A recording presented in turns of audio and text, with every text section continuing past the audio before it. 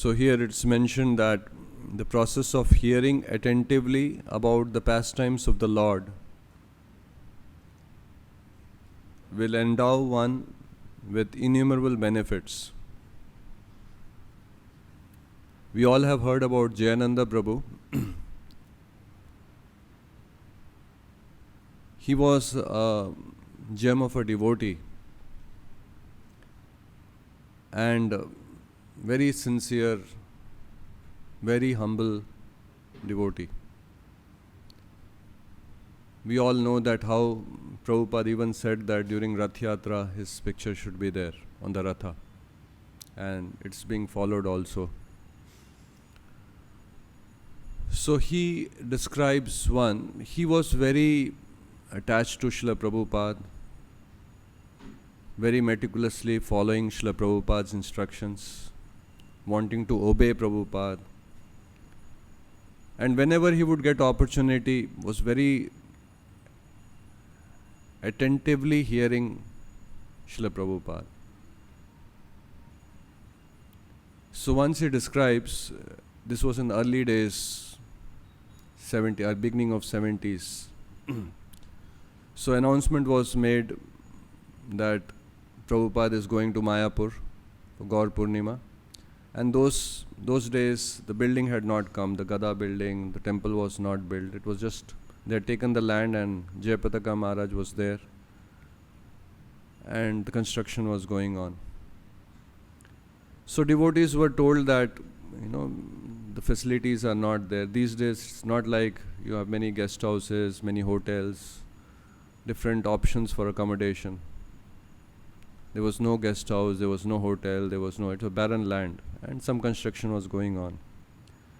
So devotees were very, very eager to visit Dham and be with Srila Prabhupada. So Jayananda Prabhu also, knowing that the facilities are not there, he also came to India. And very makeshift arrangements were made, just like we have only the structure is there. So they had put some bamboo, thatched this thing with some tarpaulins, and devotees were made to stay there in the half-constructed building. And that also, since many devotees were there, 10, 12 of them were packed in one small enclosed room, tarpaulin and all that. No toilets, devotees had to go to the field. And imagine these are Westerners who had stayed. Some of them were from good, wealthy background. So Jayananda Prabhu describes that when he came, even in the room which was made of tarpaulins with bamboo and all that, even their place was not there. So he slept whole night in an open space outside where the tarpaulin was, makeshift arrangement was made. And whole night he was bitten with mosquitoes. He describes he was eaten alive by mosquitoes. And next day morning when devotees saw him, they have never seen a person with so many bites of mosquitoes. And imagine they had come to India first time, austere conditions, never been to a quote-unquote third world country. And he also got diarrhea. Every few minutes he had to go to the field. But then he describes, we were very, very blissful because we were with Prabhupada. We had opportunity to be with Prabhupada in close association with Srila Prabhupada. So they were very fortunate. Some of these were very, very eager, very attached to Prabhupada. They were willing to take any austerity, willing to do any sacrifice for Prabhupada. And that's how the mission spread. Many devotees worked very hard, very sincerely, took lot of austerities, lot of challenges to help Prabhupada, and Jayananda Prabhu is exemplary in this thing. So he said, our only solace was that we are with Prabhupada. All that is one side. Mosquitoes biting, diarrhea, going to the field, no proper accommodation, no proper sleeping facility. But the only solace that we are with Prabhupada. Prabhupada is with us. We can associate with Prabhupada. So, sometimes when thing comes very easily, we take things for granted.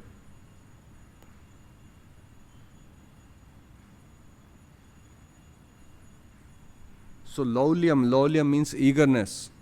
That eagerness to hear, suppose some senior Vaishnavas come, or there's an opportunity to hear, some association is there.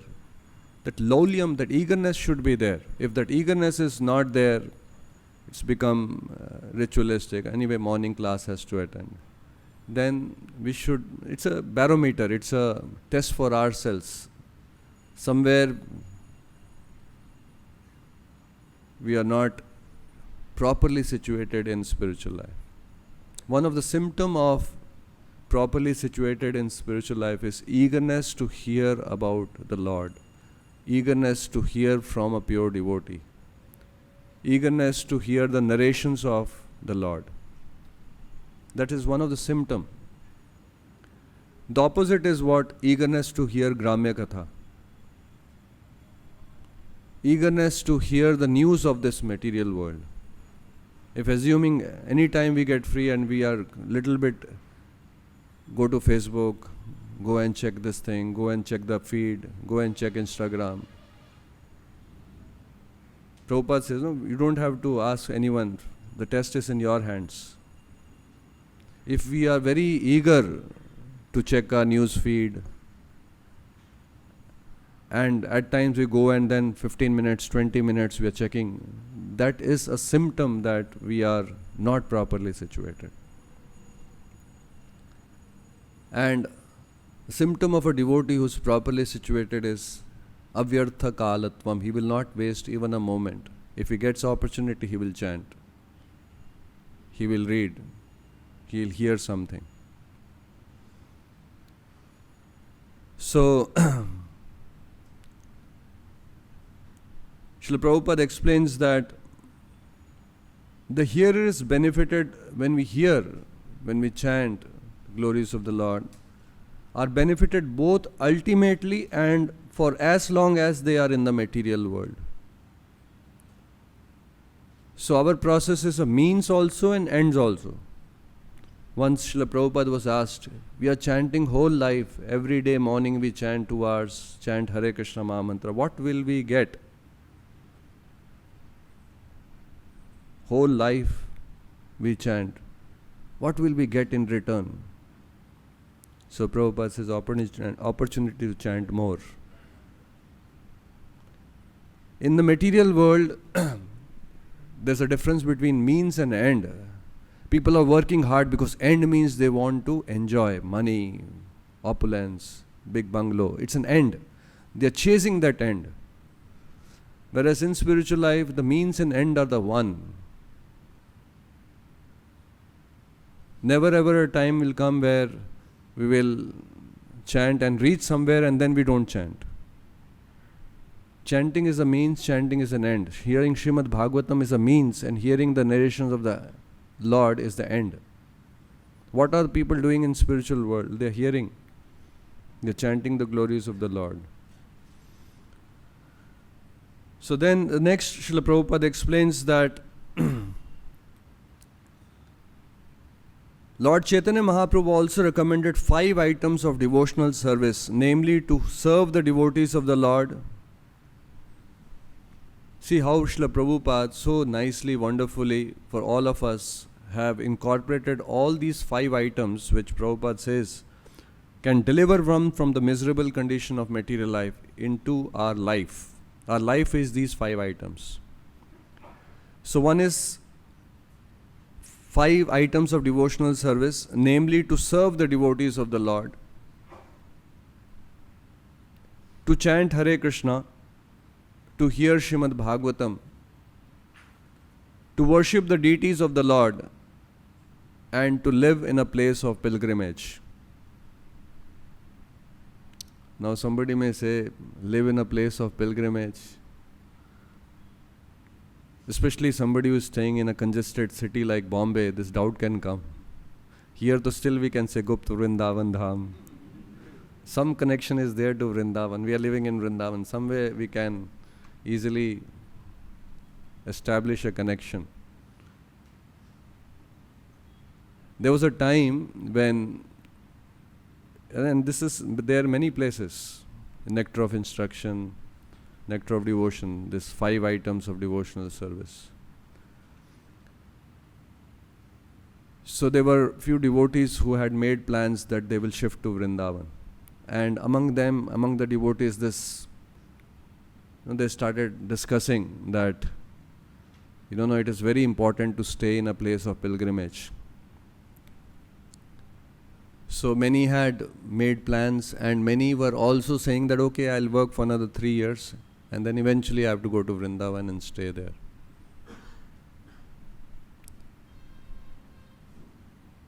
So I will share few quotes of Prabhupada. This doubt can come in our mind also. Because why not? Mathuravas, stay in Holy Dham, Vrindavan. Why not? So Srila Prabhupada explains, what is the meaning of staying in a place of pilgrimage? We have to live in a transcendental place, just like we are living in the temple. I visited some houses here. They have altars in their home and they are worshipping in a regulated manner, offering food, prasadam. In this way, they are living in a transcendental place, holy place. Prabhupada does not expect that anybody who is practicing Krishna consciousness should go and stay in Vrindavan. Prabhupada wants Krishna consciousness movement, janma sartaka kari karopakar. No doubt this is no way to say that living in Vrindavan it's very fortunate, very blessed. In this way, they are living in a transcendental place, holy place. Holy place means where sense gratification is not going on, where the service of the Lord is being practiced in regulated vow. So any place can become a holy place if devotional service is practiced there.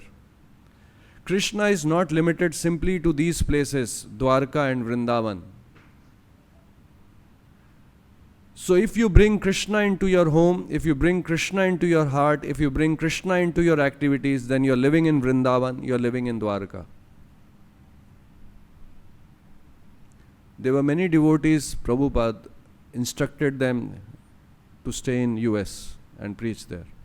Naveen Krishna Prabhu, he explains, Prabhupada directly told him, he wanted to come back to India. He said, no, you be in America. You preach there. Just like Lord Jesus Christ, He practically worked. So there is practical work. No question of going to a secluded place. We should remain in the congested city and preach this Krishna consciousness movement without being affected by this contamination of city life. That is perfection. They should not be contaminated, touched by the contamination of city life, but still they will go on with Krishna consciousness. That is perfection. In one sense, theoretically, if you analyze this, somebody can be in Vrindavan but can be in material consciousness. Possible? Yes, no. Can be doing Gramya Katha, can be completely materially motivated. Possible. And somebody can be in a congested city and completely devoted to Krishna. Prabhupada wants that. Krishna consciousness. Our consciousness should be thinking of Krishna. And where these activities are going on, where the service of the Lord is being practiced in a regulated way, if you bring Krishna into your home, if you bring Krishna into your heart, if you bring Krishna into all your activities, then you are living in Vrindavan, you are living in Dwaraka. Yes, living in Vrindavan is important, living in a place of pilgrimage is important, but we should have what is a place. It is no doubt, Vrindavan is localized also.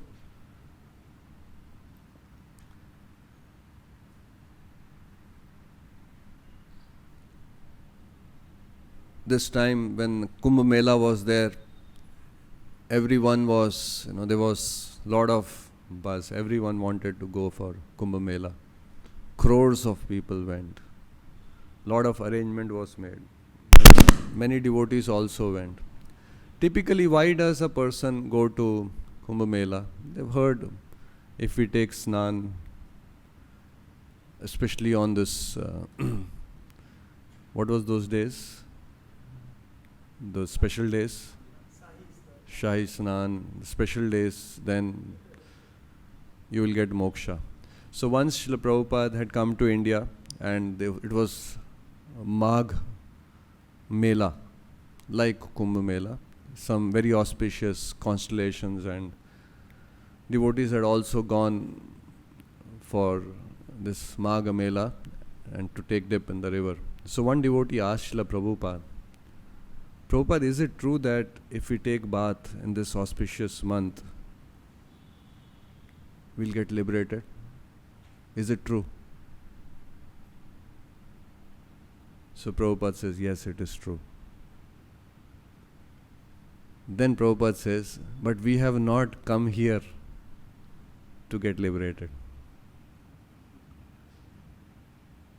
So then devotees said, what have we come here for? Many devotees visited Kumbh Mela. For what we visited?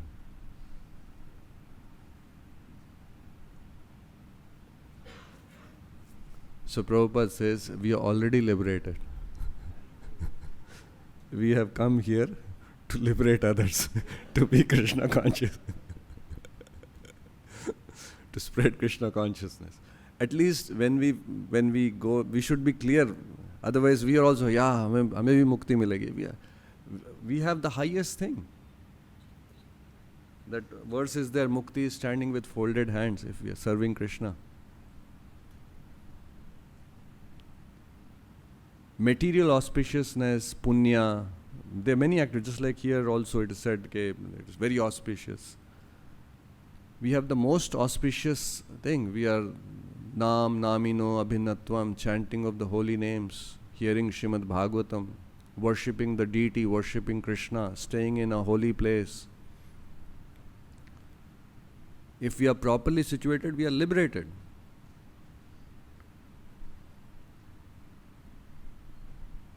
But still we have a lot of problems. So Mother Prabhupada in one class says, our problem is that we have no problems. That becomes a problem. Because other people, so many things, so many tensions, so many anxieties. Because we have no problem, our mind goes haywire. Empty mind is a devil workshop. So we have to be engaged.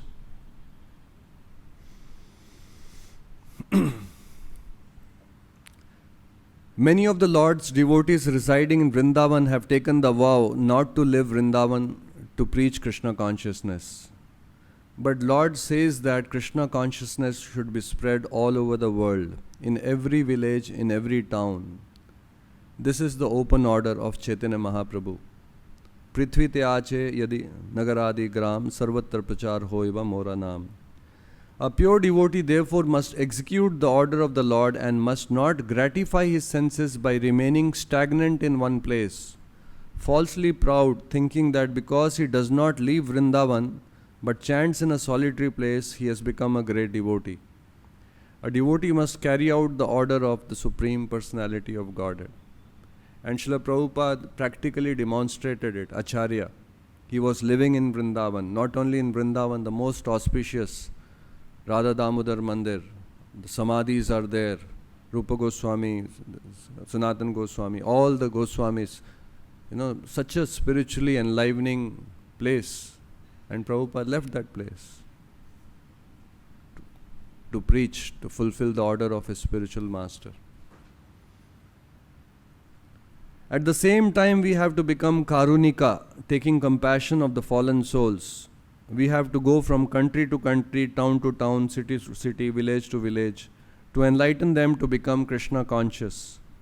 That is sadhu's duty. Those who are preachers, they are better sadhu than those who have gone to Himalayas. The sadhus who have gone to Himalayas for his personal benefit, that is also good. But those sadhus who are preaching and facing so many difficulties, so many opposing elements, they are better sadhu. They are better sadhu. They are fighting for Krishna's sake. So karunika, because they are more compassionate. You see, on one side, assuming somebody, the thought comes in the mind, I can go to Vrindavan, I can be in Radhakund, no stress, no tension. Here Janmashtami, so much arrangements, so many meetings and so many things can go wrong, so much this queue arrangement, this arrangement has to be that, so much quote unquote struggle is there, so many challenges are there, so many difficulties are there. In spite of taking so much of effort, still things will go wrong. And many devotees, have been working very hard for so many days. In spite of that, they will have to hear, this was not okay, that was not okay. So this is one thing. The other side is, you leave everything, go to Radhakund, some simple place you take and chant. Of the two, is there any comparison? If given a choice, which one looks more attractive? Which one looks more attractive?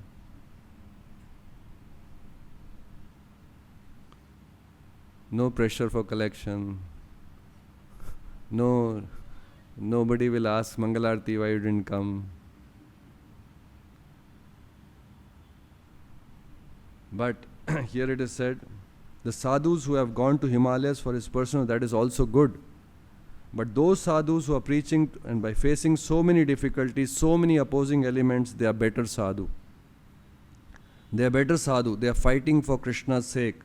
So karunika, because they are more compassionate. And I strongly believe this. It's also a fact. Divya Gyan, it is said, Divya Gyan hriday prakashito. Divya Gyan cannot be hoarded by reading Bhagavad Gita 10 times. Why it is said hriday prakashito? It has to be awakened in the heart.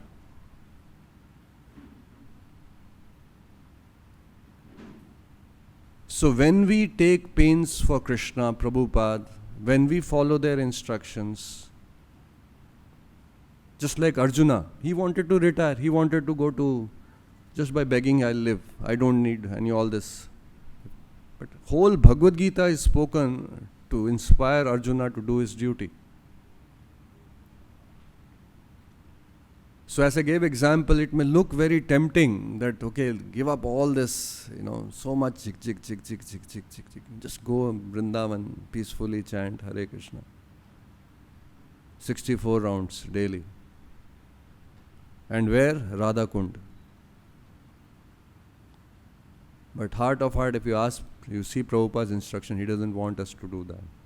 In fact, Bhakti Siddhanta Saraswati Thakur has written a book, Mana Tume Kisera Vaishnava. The name of the book is, O mind, what kind of Vaishnava are you? Mana Tumi Kisera Vaishnava. What kind of Vaishnava are you? You just want to retire to a solitary place? So we should be clear. No doubt, Vrindavan, Mathura, there are many places written Mathuravas, but we should know what is Mathura. Mathura is a place of, what is place, transcendental place, where service to Krishna is going on, where remembrance of Krishna is there, where Krishna's, Prabhupada in one lecture was explaining, why are we going and distributing books? For Krishna. Why are we doing anything? So that remembrance should be there. Why are we running around and everything? For Krishna. That connection should be there. Otherwise, if that connection is not there, say, what am I doing? See here it says, they are fighting for Krishna's sake. Some back of the mind we should know, these challenges I am facing, these difficulties I am facing, it is required to spread the mission. There's another place where Prabhupada says, to spread the mission of Lord Caitanya Mahāprabhu, so much managerial work has to be done. Managerial work. Because, printing of books and then stocks and then sending the orders and keeping inventory, almost like a manager's work, what people do outside. To spread the mission of Lord Caitanya Mahāprabhu, so much managerial work has to be done. Then Srila Prabhupada explained, but Lord Caitanya Mahāprabhu promises Because this has to be done to spread the mission of Lord Chaitanya, one will not get contaminated by doing such work. One will not get entangled. By doing material work, managerial work, a lot of people are doing, they're getting entangled. So work may be same, but with what intent, for what is being done, that makes it different. Arjuna is also fighting. So many people also, Kauravas also are fighting. In fact, the same battle. One is in Krishna consciousness for Krishna's pleasure. Kamsa also fought.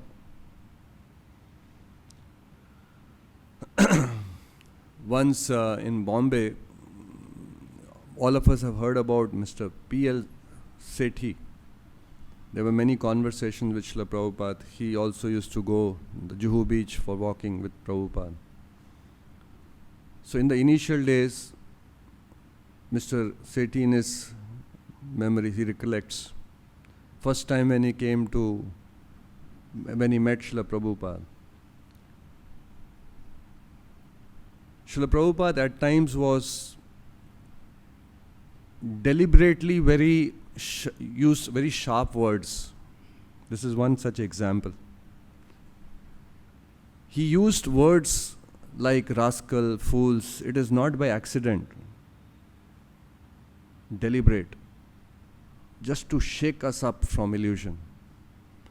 And actually, if you see, Prabhupada was very consistent in use of harsh words. It is not that when he went to America, the words were sugar-coated because they were American. So he was very consistent in what he was speaking. So Mr. Sethi recollects that first when he came to the temple, so devotees told Prabhupada is there, would you like to meet him? Swamiji is there. So he said, yes. So first time when he met Prabhupada, so Prabhupada, he paid obeisances, Swamiji. And then Prabhupada asked him, he recollects, Prabhupada asked him, so what are you doing? So he said, I'm a businessman. Where do you stay? So he said, I stay in Goregaon. And then he explained, what do you do? He says, I have a business, I have a family, I have children. Morning I get, so Prabhupada was, just started a conversation. Morning I get up and then I go for a walk, then I take tea with some bread, and then I spend some time with my family, children. Then I go to the office at 10 o'clock. So Prabhupada was patiently hearing.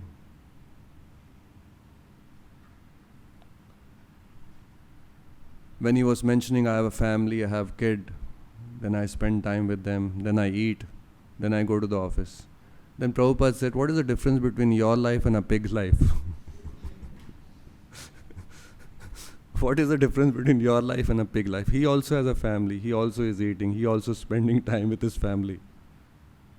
What is the difference between your life and a pig's life? So he was completely shaken. Somebody first time, he was a respectable gentleman, businessman. So Prabhupada said, what's the difference between your life and a pig life? Then Prabhupada says, the difference is that in human life we can chant Hare Kṛṣṇa. Because actually eating, sleeping, mating, defending, many times Prabhupada says, it's common. Even pigs have family. Even they are eating. They also spending time with their children. So then Prabhupada says, where are you staying? Why don't you chant Hare Kṛṣṇa? So then Sethi, first time he says, I don't have the association, satsang. So that's why that motivation is not there. So Prabhupada said, he called Madhudisa Prabhu, the devotee there. So he asked Mr. Sethi, where are you staying? He said, Goregaon. So he immediately told Madhudisa, every Sunday morning after Mangalarti, take some devotees, go to Mr. Sethi's house, do kirtan there, in and around do Nagar Kirtan, and that way he will get association. And then from that day onwards, every Sunday, devotees would go to his house, do Kirtan, and they will also go on Nagar Kirtan, and after that they'll come back and have prasadam or feast in the house of Mr. Sethi. This went on for 1 year. And that's how Mr. Sethi got attached to ISKCON. He became also a devotee, and he became very attached to Prabhupada. And that's how many conversations are there. Whenever Prabhupada would be in Bombay, Mr. Sethi would be there with him in the mornings, going for a walk. These were the initial days. Prabhupada, very few disciples and all. So, hearing from a pure devotee, hearing the messages of the Lord, just like in this verse it says, the narrations of the Lord, it is not only auspicious for the hearer, not only in this life, but also in the life after. And just like Jayananda Prabhu was mentioning, our only solace was, they took so much austerity. Why? Because they wanted to be with Prabhupada, associate with Prabhupada, spend time with Prabhupada. So in our life also, by Prabhupada's grace, there is so much of opportunity. I met one devotee, he is from Canada. He is initiated by Prabhupada in 1974. All of us should know this fact. What was the world then? He was initiated by Prabhupada. He saw Prabhupada only once in his life when Prabhupada had visited Montreal. And till 1977, he had heard only 4 lectures of Prabhupada. He is a spiritual master, initiated by Prabhupada, and heard only 4 lectures till 1977, till Prabhupada left the body. Because there was no technology also there. Even in the days when I joined, 1992, there was only audio cassettes. From Prabhupada Bhakti Vedanta archive, there was one set of 12 audio cassettes, one album kind of a thing, in which 6. And somehow in Bangalore temple that was available. And that was the only lectures available. MP3 players came later on. It's only audio cassettes. Audio cassettes also from Bhakti Vedanta archives, some cassette. And the cassettes also, before that there was no Walkman also. Some of you have seen what is Walkman? Many of you have not heard of all this thing. Walkman, there was then after that audio CDs were there, CD players were there. So,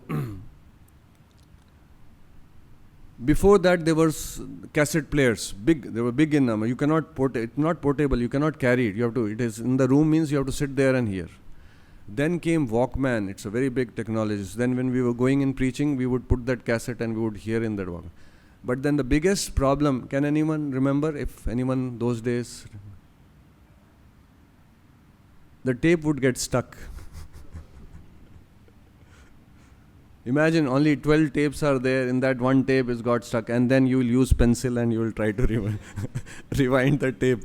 And many times because the tape has got stuck and even if you manage to remove it, it's gone. The tape is gone.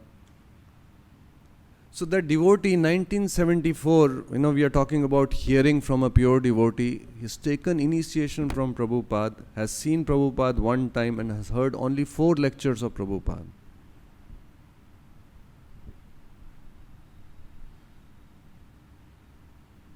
How fortunate we are. Sometimes we may feel, oh, those devotees are so fortunate, they saw Prabhupada, during Prabhupada's time they were initiated by Prabhupada. How fortunate we are. Every lecture of Prabhupada, every conversation of Prabhupada is available to us. Only problem is we don't have taste. And many times we may even complain or blame we don't have association.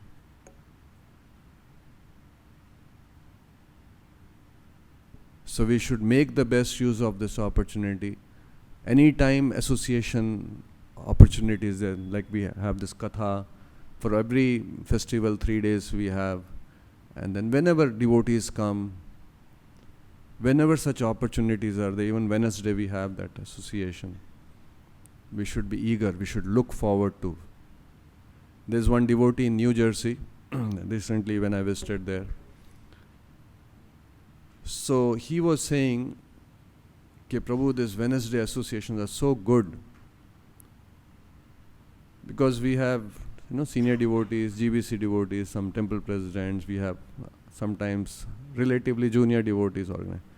So he says, sometimes if I am very busy, so in my mind thought comes, anyway, this I will just record and I'll hear later on.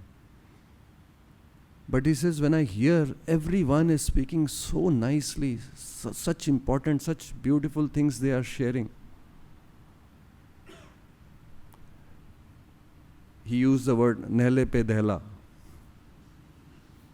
एक से एक बढ़ के हैं. Everything is so nice. So then I was realizing